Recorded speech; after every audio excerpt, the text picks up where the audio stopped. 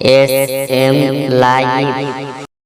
ভাইরা আমার বাবাজিরা, ওই সময়তে হযরত জিবরাইল হযরত ঈসা নবী আলাইহিস সালাতু ওয়াস সালাম তিনি এবারে চ্যালেঞ্জ গ্রহণ করলেন।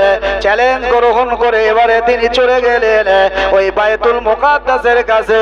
বাইতুল মুকাদ্দাসের কাছে যে ওই 84 কিলোমিটার দূরে চলে গেলেন, যেখানে হযরত শামের কবর, ওই শামের কবরের পাশে চলে গেলেন। হাজার হাজার লোক বাবা, হাজার হাজার লোক সেখানে দাঁড়িয়ে রয়েছে। ও বাবাজি ভাইরা, হযরত ঈসা নবী আলাইহিস সালাতু ওয়াস সালাম তিনি কবরের পাশে দাঁড়িয়ে ডাকতে শুরু করেছেন, ইয়া শাম, ইয়া শাম বলে যখন ডাকে ডেকেছেন, কুম বিইজনিল্লাহ একবার ডাক দিয়েছেন। ও বাবাজি ভাইরা, ডাকে সাড়া দেয় নাই। দ্বিতীয় নম্বরে যখন ডাক দিয়েছেন, ইয়া শাম বলে ডাক দিয়েছেন, ও ভাইরা আমার, দ্বিতীয় না ডাকে সাড়া দেয় নাই। তৃতীয়বার যখন ইয়া শাম বলে ডাক দিয়েছেন, হযরতে বাবা ওই নূহ নবীর পুত্র শাম 4500 বছর আগে কবর হয়ে গিয়েছে। ওই 4500 বছর আগের কবর থেকে সোজা জীবিত অবস্থায় দাঁড়িয়ে গেছে। জোরে বলুন। ও ভাই, প্রথম ডাকে সাড়া দিল না, দ্বিতীয় ডাক যখন দিল তখন সাড়া দিল না। সবাই বলা বলি করছে, ঈসা তুমি ওই নতুন টাটকা তাজা লাশ নিয়ে তুমি খুব কেরামতি ফলাচ্ছিলে, কই 4500 বছর আগে কবর দেওয়া হয়েছে, কই এখন তো তুমি জীবিত করে দেখাতে পারছো না। যখন তিনি তৃতীয়বারে ডাক মারলেন, তখন উনি কবর থেকে উঠে সোজা জীবিত অবস্থায় দাঁড়িয়ে গিয়েছেন। জোরে বলুন। ভাইরা আমার, এখানে একটা কথা বলার জন্য এই কথাটা বলছি। ভাইরা আমার, 3টি কথা হয়েছিল ঈসা নবীর সাথে, 3টি কথা। প্রথম কি কথা? ভাইরা আমার, ঈসা নবী দেখছেন যে নূহ নবীর পুত্র শাম বিরাট কাঁপছে, প্রচন্ড কাঁপছে, কম্পন হচ্ছে। ওই সময়তে আল্লাহ নবী ঈসা জিজ্ঞাসা করেছিলেন, ও শাম তুমি কাঁপছো কেন? কি কারণে তুমি কাঁপছো বলো বলো।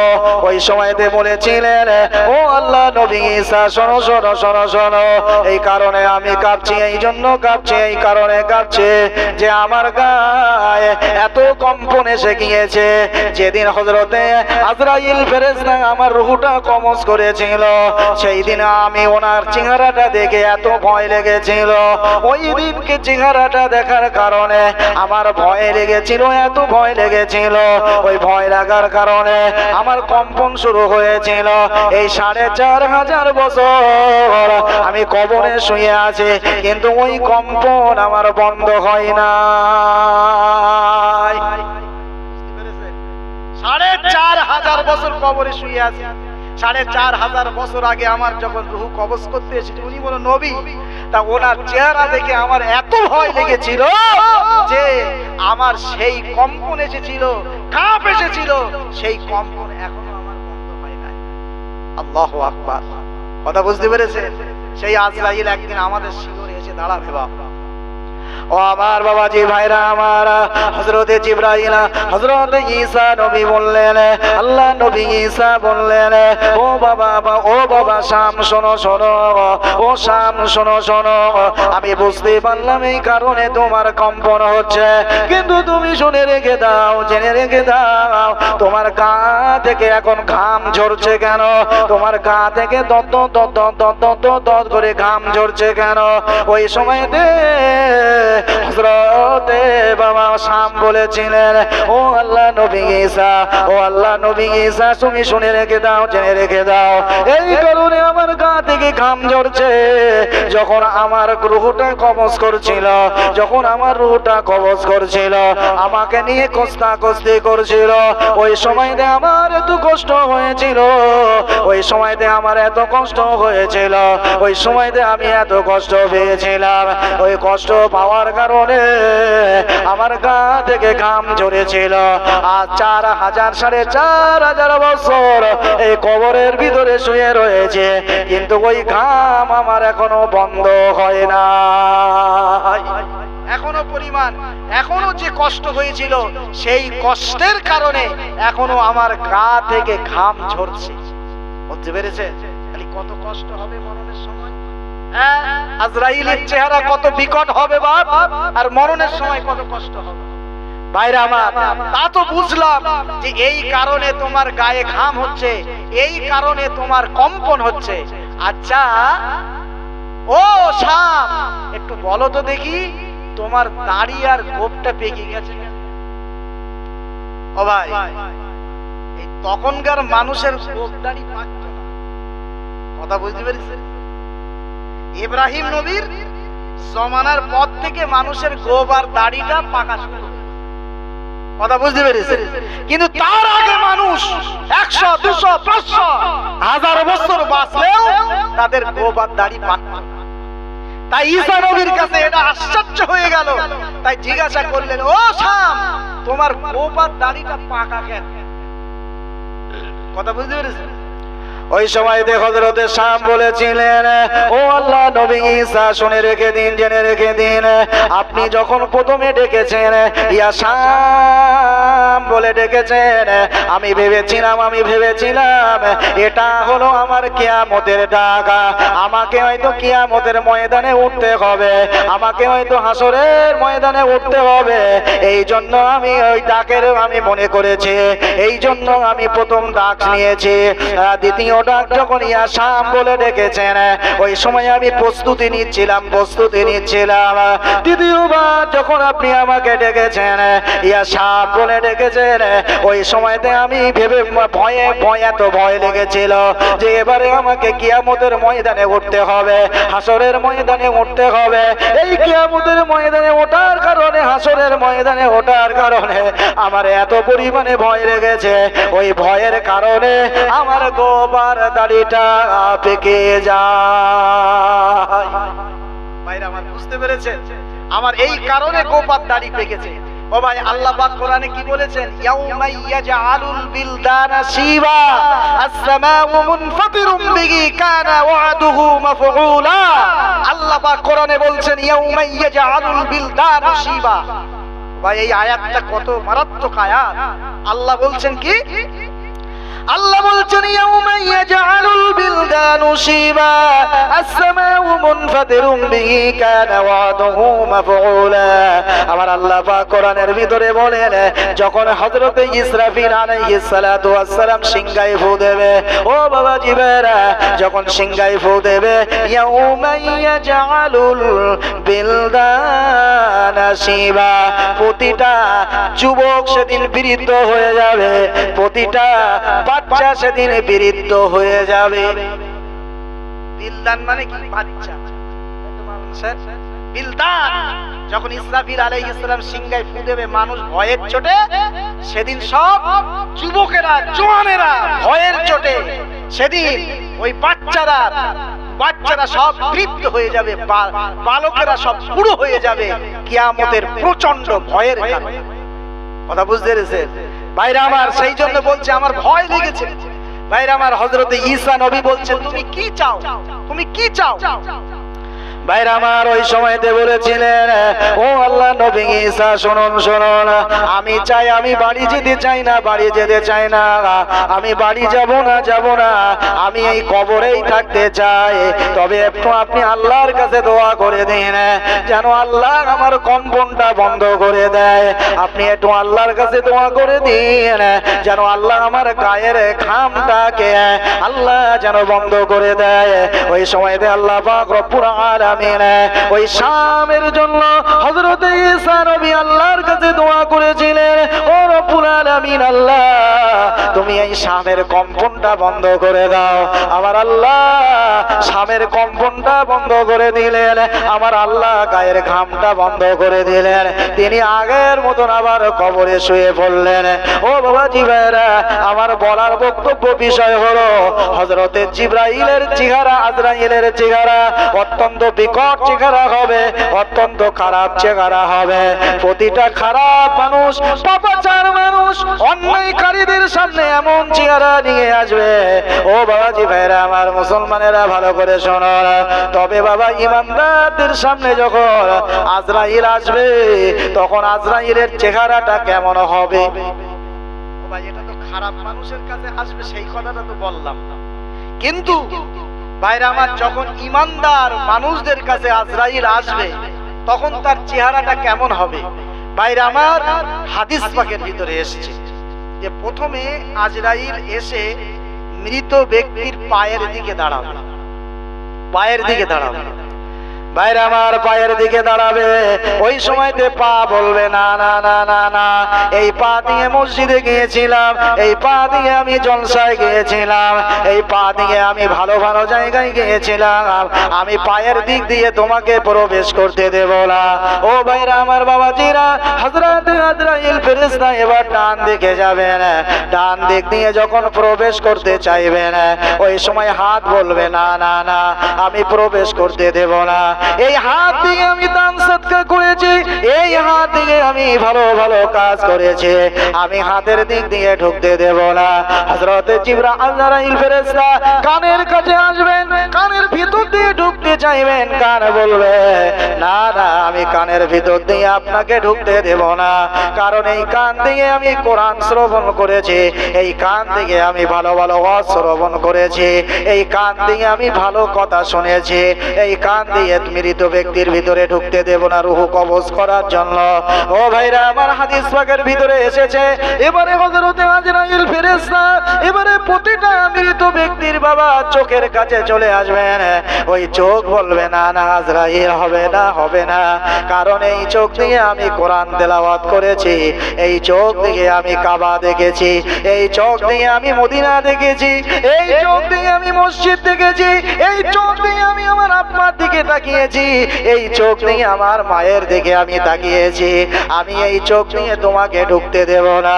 হাদিস পাকের ভিতরে এসেছে এবারে আজরাইল মুখের কাছে আসবে, মুখ তখন জবান খুলে বলবে আমি আপনি হয়তো শুনতে পাবো না, কিন্তু এই মুখ আজরাইলকে বলবে ও আজরাইল ফিরে যাও ফিরে যাও, কারণ এই মুখ দিয়ে এই জবান দিয়ে তোমাকে ঢুকতে দেব না, কারণ এই জবান দিয়ে আমি আল্লাহর কোরআন তেলাওয়াত করেছি, এই যেখান থেকে তোমাকে ঢুকতে দেব না।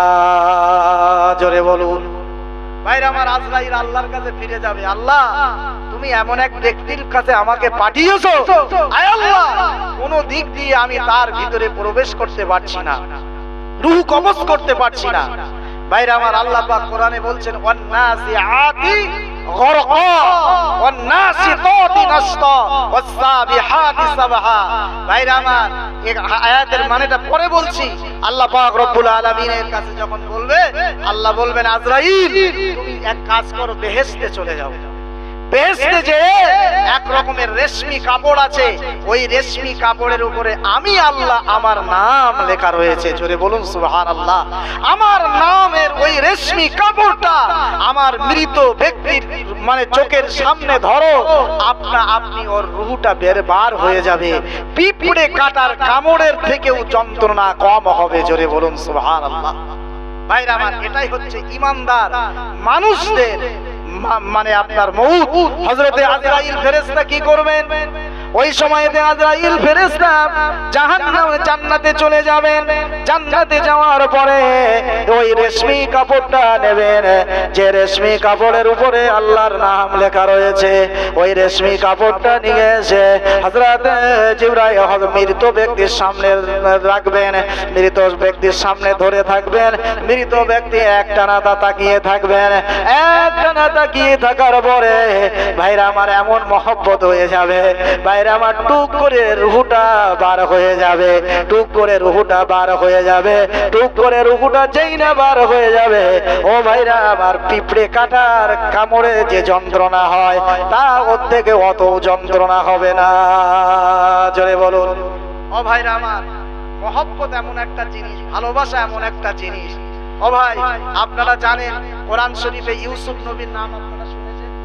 ভাইরা আমার, ইউসুফ নবী হ্যাঁ যারা দেখতে এসেছিল তাদের হাতে জুলাইখা কি কি দিয়েছিলেন?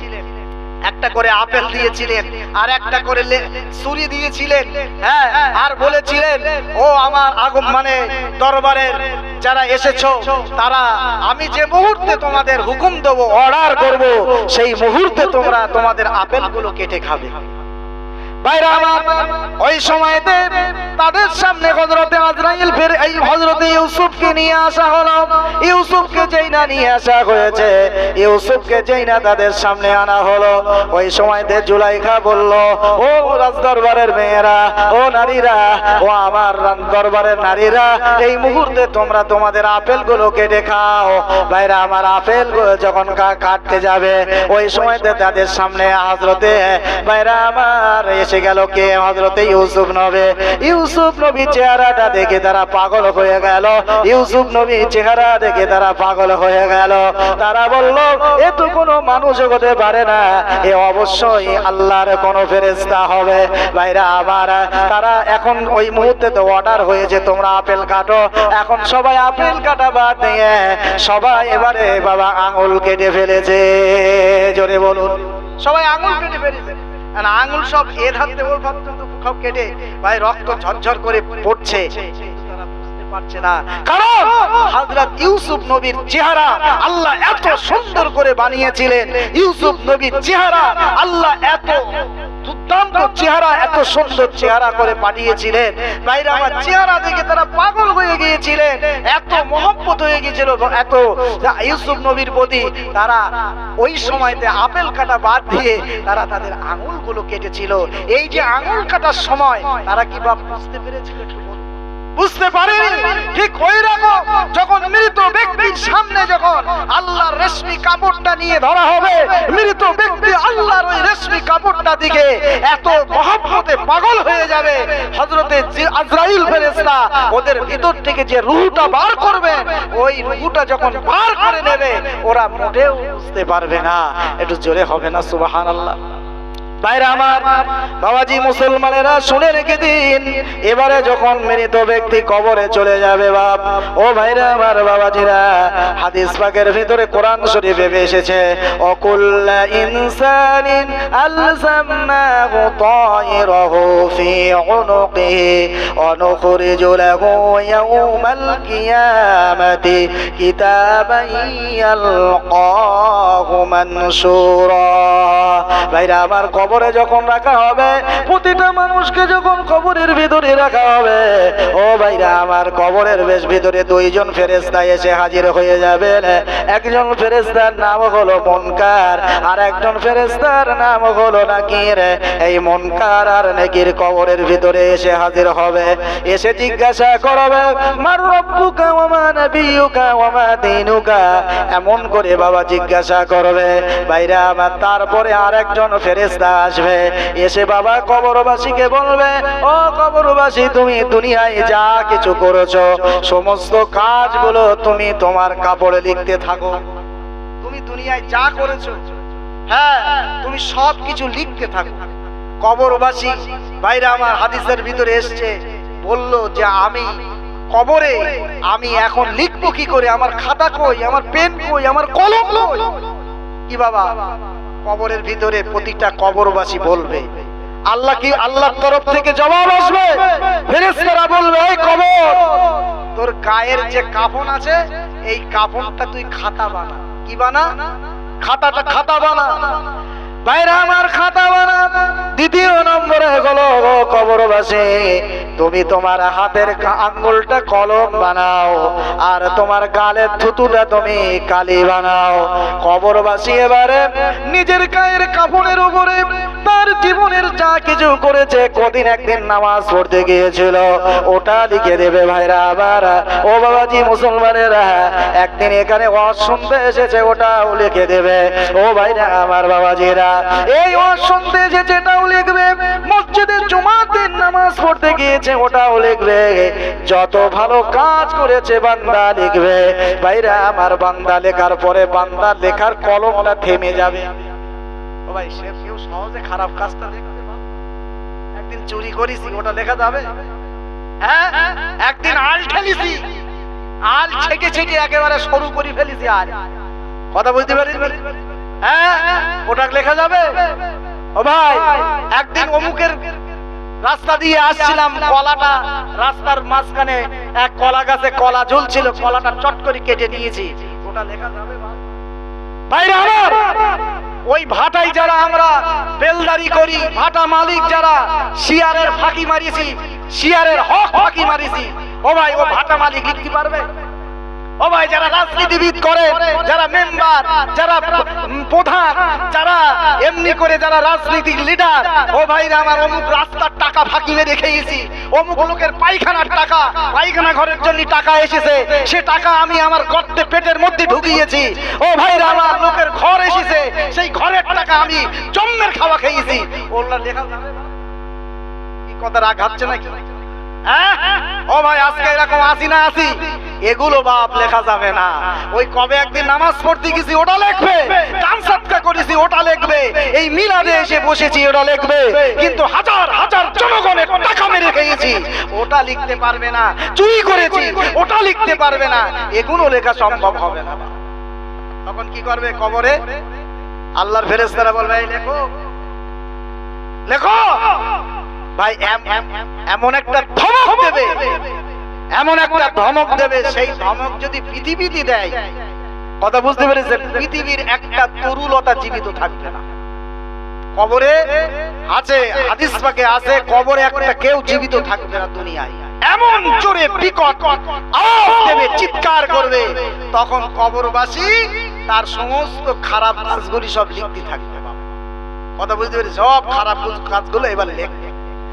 বাইরে আমার খারাপ কাজগুলো লেখার পরে, সমস্ত খারাপ কাজগুলো লেখার পরে বান্দা এবার যখন লিখে ফেলবে বাবা, ওই সময়তে আল্লাহর ফেরেশতারা কি করবেন? আল্লাহর ফেরেশতারা এবারে ওইটাকে মাতলি বানাবে, মাতলি বানাবে, মাতলি বানায় বাবা অমুক লোকের গলার ভিতরে ঝুলিয়ে দেবেন।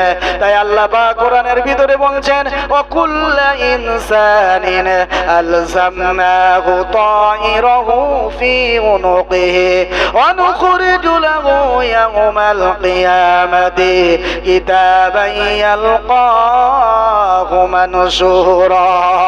ও ভাইরা আমার, বাবাজিরা, আল্লাহ পাক রব্বুল আলামিন কোরআনের ভিতরে জানিয়ে দিলেন, আল্লাহ পাক কোরআনের ভিতরে বললেন, বান্দার ভালো মন্দ কাজ আমি বান্দার গলায় ঝুলিয়ে দেওয়ার ব্যবস্থা করেছি।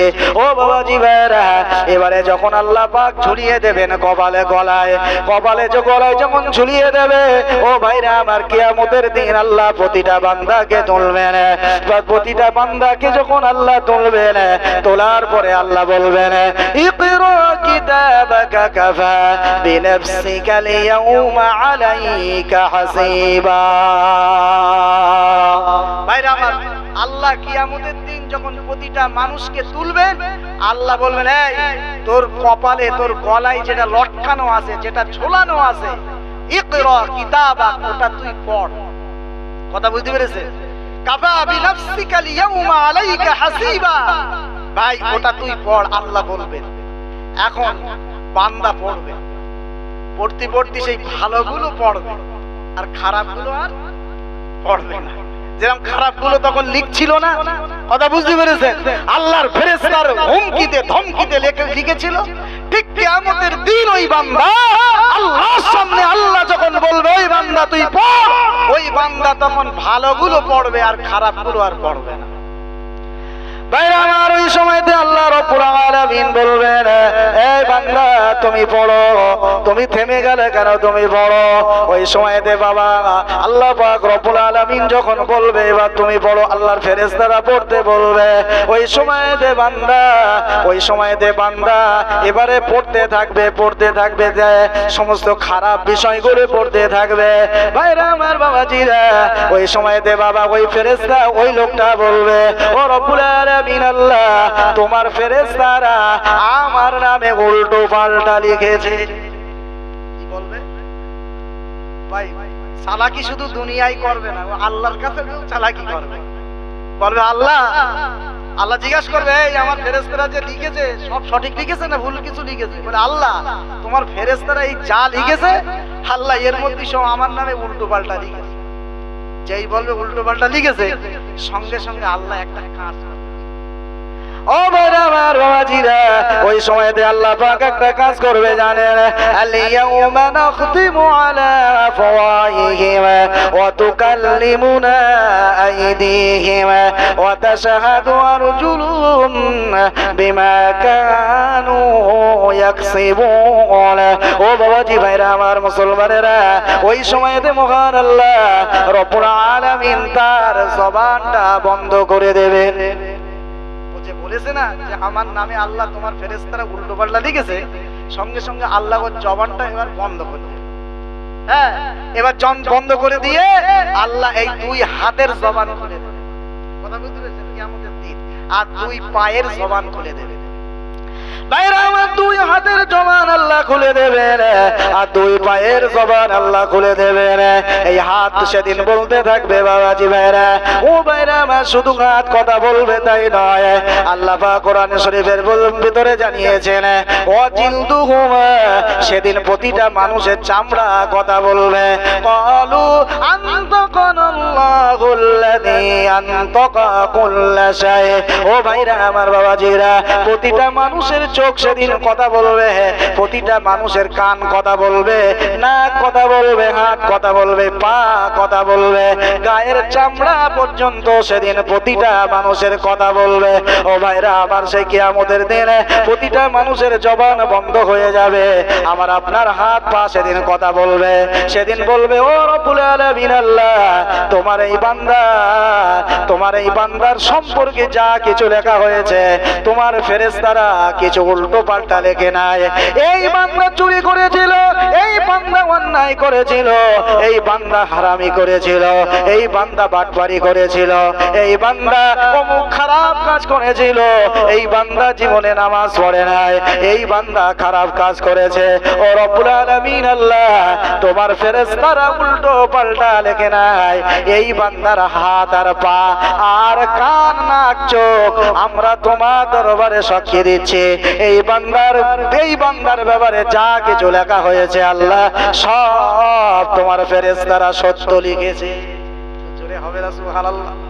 ও ভাই, যেই আল্লাহ ফেরেশতারা বলবে আল্লাহ সত্য লিখেছে, সঙ্গে সঙ্গে আল্লাহ পাক রব্বুল আলামিন ওই বান্দার জবানটা খুলে দেবে। ভাইরা আমার, বান্দার জবান সেদিন খুলে যাবে কিয়ামতের দিন। সঙ্গে সঙ্গে বান্দার জবান বলবে, এই আমার হাত, এই আমার পা, এই আমার কান, এই আমার নাক, এই আমার চোখ, শোনো শোনো, দুনিয়ায় তোমাকে কত ভালোবাসতাম, কত সুন্দর করে তোমাদের আমি যত্ন করে রেখেছি, গায়ের চামড়া কত সুন্দর করে পরিষ্কার করে রেখেছি, হাত পরিষ্কার করে রেখেছি, তোমার অঙ্গ প্রত্যঙ্গ পরিষ্কার করে রেখেছিলাম, এত যত্ন করেছিলাম, আর আজকে আল্লাহ দরবারে তুমি আমাদের বিরুদ্ধে সাক্ষী দিচ্ছ। বাবা, বান্দার যে জবান খুলে যাবে, বান্দা আল্লাহকে বলবে, এই আমাদের সমস্ত অঙ্গ প্রত্যঙ্গের দিকে তাকিয়ে বলবে, আজকে আমার বিরুদ্ধে আল্লাহর কাছে সাক্ষী দিচ্ছ। ভাইরা আমার, অঙ্গ প্রত্যঙ্গ জবান আবার আল্লাহ খুলে দেবেন। সঙ্গে সঙ্গে জবানেরা বলবে, ক্বালু আনতাকানাল্লাহুল্লাযী আনতাকা কুল্লা শাই। হে মানুষ, হে আল্লাহ, হে আল্লাহর বান্দা, শোনো শোনো, ওই দিনকে আল্লাহ আমাদের জবান বন্ধ রেখেছিল, তোমার জবানটা খোলা ছিল। তুমি দুনিয়ায় যা কিছু করেছো, এই হাত দিয়ে খারাপ কাজ করেছো, আমার জবান আল্লাহ দেয়নি, আমি বাধা দিতে পারিনি। এই পা, সেদিন তুমি এই পা দিয়ে খারাপ কাজ করেছিলে, তুমি খারাপ কাজ করেছিলে, আমি সেদিন বাধা দিতে পারিনি। চোখ বলবে, হে আল্লাহর বান্দা, এই চোখ দিয়ে তুই খারাপ কাজ করেছিলি, সেদিন আল্লাহ আমার জবান দেয়নি, আমি তোর বাধা দিতে পারিনি। ও ভাইরা আমার, সমস্ত অঙ্গ প্রত্যঙ্গ সেদিন বলতে থাকবে, সেদিন তুই খারাপ কাজ করেছিলে, আমাদের জবান ছিল না, আজকে আল্লাহ আমাদের জবান দিয়েছে, তোর বিরুদ্ধে আজকে আল্লাহর কাছে মামলা ঠুকে দিলাম। জোরে বলুন। ও ভাই, খারাপ কাজ করবেন সেদিন কিয়ামতের দিন আল্লাহর কাছে আমাদের মামলা ঠুকে দেবে। আল্লাহ পাক রব্বুল আলামিনের দরবারে আমাদের মামলা ঠুকে দেবেন। এই আমাদের অঙ্গ প্রত্যঙ্গ দেহ সব কিছু আল্লাহর দরবারে সেদিন ভাইরা আমার মামলা ঠুকে দেবে। ভাইরা আমার, কেউ কিন্তু সেদিন আমার আপনার আপন হবে না। সেই জন্য ভাই, যারা দুনিয়াতে আল্লাহ আমাদেরকে পাঠিয়েছেন, আমাদের খেয়াল রাখতে হবে যেন কিয়ামতের দিন, ওই কঠিন দিনে, ওই বিপদের দিনে আমাদের অঙ্গ প্রত্যঙ্গ যেন আমাদের বিরুদ্ধে না চলে যায়।